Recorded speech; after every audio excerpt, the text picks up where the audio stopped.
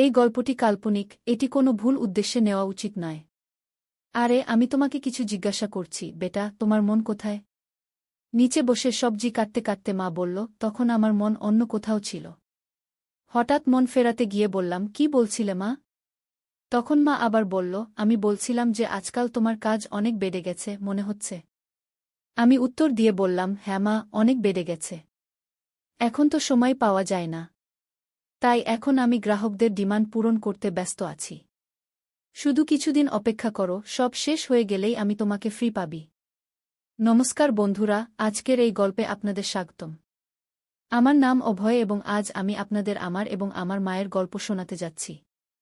আমার বাবা মায়ের বিবাহবিচ্ছেদ তাদের বিয়ের ৫ম বছরে হয়েছিল।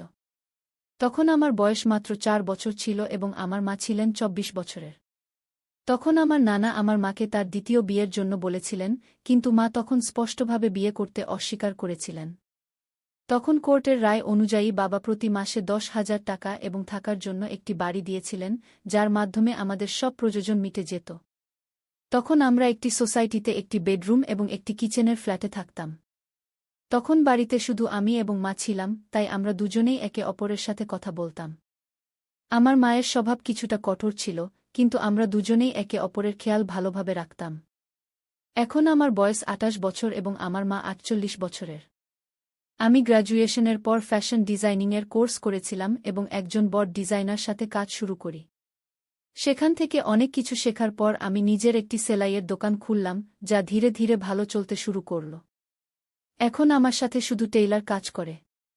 একদিন সকালে মা সবজি কাটছিলেন, তখন তিনি আমাকে জিজ্ঞাসা করলেন, অভয়, তুমি কোন ধরনের কাপড় বানাও? আমি বললাম, সব ধরনের কাপড়। কেন মা, কেন জিজ্ঞাসা করছ? তিনি বললেন, এমনি। তারপর মা জিজ্ঞাসা করলেন, শাড়ি, ব্লাউজ, সালোয়ার, ঘাগরা, চোলি, এসবও বানাও কি? আমি বললাম, হ্যাঁ মা, সব বানাই। তখন মা বললেন, তাহলে তো তোমার সেলাইয়ের দোকানে প্রতিদিন অনেক মহিলা আসে। এতে আমি বললাম, হ্যাঁ মা, ব্যবসা করেছি, তাহলে পুরুষ মহিলা সবাই তো আসবেই। তারপর মা আরও জিজ্ঞাসা করলেন, তাহলে বেটা, মহিলাদের মাপ কে নেয়? কোনো লোক রেখেছ কি? তখন আমি বললাম, হ্যাঁ মা, সব ম্যানেজ হয়ে যায়। আজকাল সব চলে। কিন্তু তুমি এত কেন জিজ্ঞাসা করছ? এতে মা বললেন, আমিও কিছু ব্লাউজ সেলাই করাতে চাই। আমার যে বন্ধু ছিল সে এখন কাজ ছেড়ে দিয়েছে। আমি বললাম, মা, তুমি এতক্ষণ ধরে পাজল কেন বানাচ্ছিলে? যদি তোমার ব্লাউজ বানাতে চাও, তাহলে এতে সমস্যা কি? তুমি তোমার পুরানো ব্লাউজ দিয়ে দাও, আমি টেইলারকে দিয়ে দেব, সে বানিয়ে দেবে, তারপর এনে তোমাকে দিয়ে দেব। এত শুনে মা বললেন, আমার কোনো ব্লাউজ এখন ফিট হয় না, নতুন মাপ নিতে হবে। এতে আমি বললাম, ঠিক আছে মা, আমি টেইলারকে বলে দেব, কাল টেইলার এসে তোমার মাপ নিয়ে নেবে। এখন তো কোনো সমস্যা নেই, তাই না? তখন মা বললেন, বেটা, আমার মনে হয় না যে আমি কোনো অপরিচিত লোককে আমার মাপ নিতে দেব। আমি বললাম, মা, যদি তুমি মাপ না দাও, তাহলে ব্লাউজ কেমন করে সেলাই করবে? তারপর কিছুক্ষণ ভেব ০০ বাজে যখন আমি বাড়ি পৌঁছলাম তখন মা রান্নাঘরে ছিলেন। তিনি আমাকে বললেন, বেটা, এসে গেছিস? সামান নিয়ে এসেছিস? তখন আমি বললাম, হ্যাঁ, সব নিয়ে এসেছি। এখন তুমি দ্রুত তোমার কাজ শেষ করো। কিছুক্ষণ পরে মা আমার কাছে এসে বসলেন এবং অ্যালবাম দেখতে লাগলেন। তখন তিনি হালকা হলুদ রঙের শাড়ি পরেছিলেন এবং তার শাড়ির কাপড় এত পাতলা ছিল যে শরীরের রূপরেখা দেখা যাচ্ছিল। তখন আমি মাকে দেখতে দেখতে হারিয়ে গেলাম। ঠিক তখনই তিনি জোরে বললেন, অভয়, শুনছিস তো? তখন আমি চমকে বললাম, হ্যাঁ, কি হয়েছে মা? তখন মা অ্যালবাম দেখিয়ে বললেন, এত ছোট ব্লাউজ আমি কিভাবে পরতে পারি? আমার এই ডিজাইন পছন্দ না কি? তখন আমি বুঝিয়ে বললাম, আরে, এসব তো শুধু ডিজাইন দেখানোর জন্য। তুমি যেভাবে পছন্দ করো সেভাবে সেলাই করে নিও কি? কিছু বিতর্কের পরে মা রাজি হলেন এবং বললেন, ঠিক আছে, চল ভিতরে মাপ নিয়ে নিই কি? তখন আমরা বেডরুমে গেলাম। তারপর আমি মাপ নেওয়ার জন্য টেপ বের করলাম। তখন মা দাঁড়িয়ে বললেন, সঠিকভাবে মাপ নিও, যাতে পরে কোনো সমস্যা না হয়। তখন আমি আমার মায়ের মাপ নেওয়ার জন্য প্রস্তুত হলাম। নিজের মন ও শরীরে পাথর রেখে আমি এই কাজ শুরু করলাম। আমি পুরো চেষ্টা করছিলাম যেন এই কাজ একজন পেশাদার দর্জির মতো করি, কিন্তু এই সময় আমার হৃদস্পন্দন বেড়ে গেল। ঠিক তখনই মা আরও কাছে এসে আমাকে বললেন, চল, দ্রুত কর, আমার আরও কাজ আছে কি? তারপর আমি মাপ নেওয়া শুরু করলাম এবং প্রথমে মায়ের বাহু, কাঁধ এবং কোমরের মাপ নিলাম।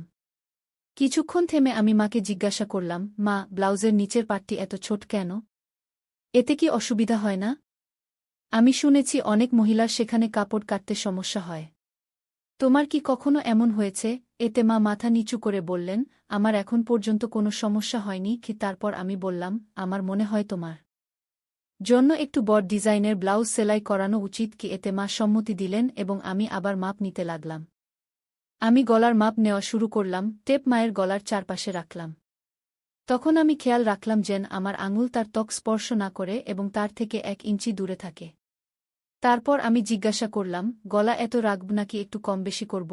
কারণ আমার মায়ের গলা একটু বড় ছিল এবং সেখানে কিছু গভীরতা দেখা যাচ্ছিল। তাই আমি একটু হেসে বললাম, মা, তোমার কি ভালো লাগবে? মা হেসে বললেন, বেটা, তুমি তো এখন এই কাজে দক্ষ হয়ে গেছো। আমি উত্তর দিলাম, মা, তুমি যেমন বলবে আমি তেমনই করব। তারপর মা আবার বললেন, টেপ এত দূরে কেন রেখেছ? এটা সঠিক জায়গায় রাখো, তবেই মাপ সঠিক আসবে। কি? এ কথা বলে মা টেপ নিজের হাতে সঠিক জায়গা লাগিয়ে দিলেন। এই সময় আমার হাত প্রথমবার মায়ের গলা স্পর্শ করল। তখন আমার মনে হলো যেন আমাকে জোরে একটা ঝাঁকুনি দেয়া হয়েছে, কিন্তু আমি নিজেকে নিয়ন্ত্রণে রাখলাম এবং সেই মুহূর্তের পুরো আনন্দ নিলাম। ঠিক তখনই মা বললেন, এই পুরনো ব্লাউজগুলো এখন টাইট হয়ে গেছে। এখন আমি একটু উঁচু এবং গভীর গলার ব্লাউজ সেলাই করানোর ভাবছি। তুমি কি মনে করো ভয়? তুমি তো এত মহিলার কাপড় সেলাই করো, বলো আমার শরীরের জন্য কি এবং কিভাবে ভালো লাগবে? তখন আমি ভাবলাম, যদি আমি এখন আর এক ধাপ এগিয়ে না যাই, তাহলে আমি নিজের মধ্যে সীমাবদ্ধ থেকে যাব। তাই আমি বিভিন্ন কৌশল যখন তাকে দেওয়া হলো, তখন তার মুখে একটি প্রশ্নবোধক ভাব ছিল। তারপর আমি বললাম, মা, সব বলছি, একটু অপেক্ষা করো, আগে একটু পানি খেয়ে আসি। তোমার কি দরকার? তখন সে মাথা নেড়ে না করে দিল। তারপর আমি রান্নাঘরে গিয়ে পানি খেয়ে নিজেকে একটু ঠিক করলাম। তারপর ভাবতে লাগলাম, এখন এই সব করতে গিয়ে আমি পরবর্তী কোনো পদক্ষেপ নেব। তখন আমার মনে 2-3টি বিকল্প এলো। তারপর আমি আবার বেডরুমে ফিরে এলাম। তখন মা তার পল্লু আবার কাঁধে ঠিক করে নিয়েছিলেন। কিন্তু 6 ফুটের বড় আয়নার সামনে তিনি অত্যন্ত সুন্দর দেখাচ্ছিলেন, যাকে আমি আয়নাতেই দেখতে লাগলাম। ঠিক তখনই মা বললেন, কোথায় মন দিয়েছ বেটা? এদিকে দেখো। এখন আমি তোমাকে এই ব্লাউজেই বদলে দেখাচ্ছি, যেমন তুমি আমাকে বলেছিলে যে আমরা গলা 1 ইঞ্চি গভীর করে নিই। তারপর তিনি বললেন, তুমি উপরের হুক খুলে দাও এবং উপরের কিনারাগুলো ভিতরের দিকে মুড়ে দেখো। তখন তিনি ঠিক বুঝতে পারলেন না, তাই তিনি প্রশ্নভরা দৃষ্টিতে আমার দিকে তাকিয়ে বললেন, আমার বুঝতে সমস্যা হচ্ছে, তুমিই করে দাও, আমি তোমার উপরই ছেড়ে দিচ্ছি। তখন তীর সোজা লক্ষ্যে লাগল এবং আমিও এটাই চেয়েছিলাম। তারপর আমি ধীরে ধীরে তার হুক খুললাম এবং কিনারাগুলো উল্টো দিকে ভিতরের দিকে মুড়তে লাগলাম। আমি এটা করছিলাম আর তিনি নিজেকে আয়নায় দেখছিলেন। তারপর আমি দ্রুত আমার কাজ শেষ করতে লাগলাম। সেই দিন আমিও এক অদ্ভুত শান্তি পাচ্ছিলাম। যখন আমার কাজ শেষ হল, তখন আমি তার এবং ড্রেসিং টেবিলের মাঝখান থেকে সরে একপাশে হয়ে গেলাম এবং তাকে বললাম, দেখো, এখন এটা ঠিক যেমন তুমি চেয়েছিলে, 1 ইঞ্চি গভীর। কেমন লাগছে এখন বলো? তারপর মা ব্লাউজের দিকে তাকালেন এবং আমাকে বললেন, অভয়, সত্যি বলছি, এমন গলায় আমার খুব আরাম লাগে। এমন ব্লাউজ পরলে মনে হয় না যেন হাঁসকে জলে ভাসিয়ে দেওয়া হয়েছে। তারপর আমি বললাম, মা, রাগ করো না, কিন্তু একটা কথা বলি। এখন আমি পরবর্তী পদক্ষেপ নিয়ে তাকে আরও স্বাচ্ছন্দ্য বোধ করানোর চেষ্টা করতে চাই। তখন মা হেসে বললেন, না রে অভয়, আমি তোমার উপর কিভাবে রাগ করতে পারি? বলো না, যা বলতে হবে। তখন আমি সতর্কভাবে বললাম, এত গভীর গলার ব্লাউজে সবকিছু খুব বেশি দেখা যায় এবং এটা একটু অদ্ভুত লাগে। এটা শুনে মা তার ব্লাউজের 3 ইঞ্চি ভিতরের দিকে মুড়ে নিলেন এবং হেসে বললেন, আমাকে কে দেখবে অভয়? বাড়িতে তো আমরা দুজনেই থাকি, আর বাইরে আমাকে খুব কমই যেতে হয়। যাই হোক, তোমার সামনে আমার কোনো সমস্যা হয় না। আমি বললাম, মা, আমি মনে করলাম তোমাকে বলে দেওয়া জরুরি, তারপর তুমি যেমন বলবে তেমনি হবে। এতে মা হেসে বললেন, ঠিক আছে বাবা, এখন তুমি করো। তারপর আমি বললাম, আমি তোমাকে ঠিক যেমন বলছিলাম তেমন ব্লাউজ দেখাচ্ছি। তারপর আমি তার একদম সামনে গেলাম। যেই আমি তার কাছে গেলাম, তিনি একটু এগিয়ে এলেন। তারপর আমি ব্লাউজের হুক আবার লাগানোর জন্য ব্লাউজ ঠিক করতে শুরু করলাম। তারপর ফটো তোলার পর আমি তাকে আবার ঠিকমতো পরিয়ে দিলাম। তারপর আমি তার দুটি কাঁধের পাশ থেকে ব্লাউজের কিনারা ধরে একটু টান দিলাম, যাতে তার কাঁধ স্পষ্ট দেখা যায়। ব্লাউজ এখন ঢিলা হয়ে গিয়েছিল এবং তার কাঁধ প্রায় উন্মুক্ত হয়ে গিয়েছিল। এরপর আমি নিচ থেকে দুপাশে আমার দুটি আঙুল ভিতরে ঢুকিয়ে দিলাম এবং তা সহজেই ব্লাউজের ভিতরে চলে গেল।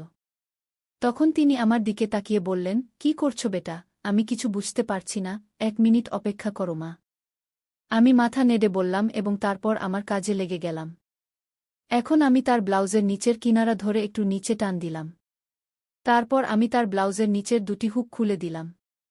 এখন তার গলার কাটিং একটু দেখা যাচ্ছিল। এখন সব কাজ শেষ করে আমি একটু পিছিয়ে